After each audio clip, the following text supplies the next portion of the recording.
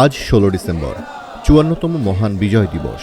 এটি সেই দিন যেদিন পৃথিবীর মানচিত্রে স্বাধীন বাংলাদেশের নাম লেখা হয়েছিল। মুক্তিযুদ্ধের ৯ মাসের সংগ্রাম ও ৩০ লাখ শহীদের আত্মত্যাগে অর্জিত হয়েছিল এ বিজয়। সাম্য ন্যায় বিচার প্রতিষ্ঠার জন্য ১৯৭১ সালে যে যুদ্ধটা হয়েছিল সেটা এখনও চলমান। তো সেটার অংশীজন হয়েই আমরা এসেছি।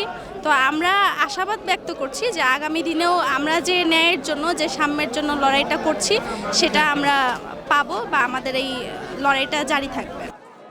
আজকের পত্রিকার পাঠক ফোরাম পাঠক বন্ধু জাতির শ্রেষ্ঠ সন্তানদের প্রতি শ্রদ্ধা জানাতে জাতীয় স্মৃতিসৌধে ফুল দিয়ে শ্রদ্ধা নিবেদন করেছে।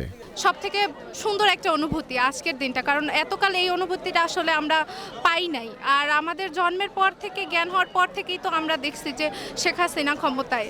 তো এতকাল পরে এই বিজয়ের আনন্দ, এই বিজয়ের মুহূর্ত সত্যি অসাধারণ। তরুণ সমাজ বাংলাদেশের বিভিন্ন স্বাধিকার আন্দোলনে ভূমিকা রাখছে। ৭১ থেকে শুরু করে ৯০-এর গণ অভ্যুত্থান আমরা সর্বশেষ ২০২৪-এ দেখেছি। সুতরাং তরুণদের অংশগ্রহণ বরাবরই খুব ঈর্ষণীয় ছিল এবং তরুণরা স্বতঃস্ফূর্তভাবে দেশের সকল ক্রান্তি লগ্নে যে বিশেষভাবে ভূমিকা রাখতে পারে সেটা বরাবরই প্রমাণিত।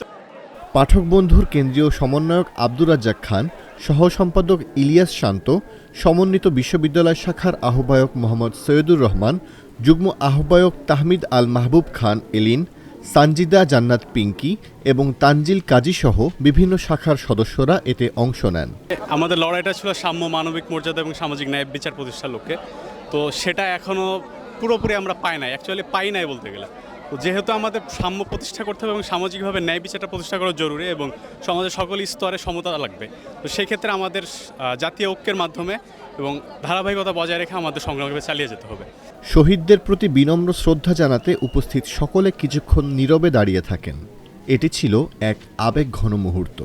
আজকের পত্রিকা পাঠক বন্ধুর পক্ষ থেকে সকলকে জানাই মহান বিজয় দিবসের শুভেচ্ছা। যেসব শহীদদের ত্যাগের বিনিময়ে আমরা আজকে স্বাধীন একটি বাংলাদেশ পেয়েছি, যে বিজয়টি অর্জিত হয়েছে সেই বিজয়কে মহিমান্বিত করার লক্ষ্য নিয়ে আমরা কিছুক্ষণ আগেই আমাদের পুষ্পস্তবকটি অর্পণ করেছি এবং শহীদদের প্রতি শ্রদ্ধা জানিয়েছি। এবং আজকে এখানে এসে আমরা যে বিষয়টি দেখলাম, তরুণদের যে আগ্রহ, যে উচ্ছ্বাস, সেটি কিন্তু কখনোই ৭১ কিংবা যে বিজয় দিবস সেটির পরিপন্থী নয়, কিংবা আমরা যে ভাবছি যে আমাদের ২৪কে ৭১-এর মুখোমুখি দাঁড়া করানো হয়েছে সেটি কখনোই নয়, বরং ৭১-এর যে উচ্ছ্বাস ছিল বা ৭১-এর যে উদ্দীপনা ছিল সেটি মনে হয় ২৪-এর মধ্য দিয়ে একটি নতুন মাত্রা পেয়েছে, একটি পরিপূর্ণতা পেয়েছে। সেটি কখনো একে অপরের মুখোমুখি নয়, বরং আমরা বলতে পারি একে অপরের পরিপূরক।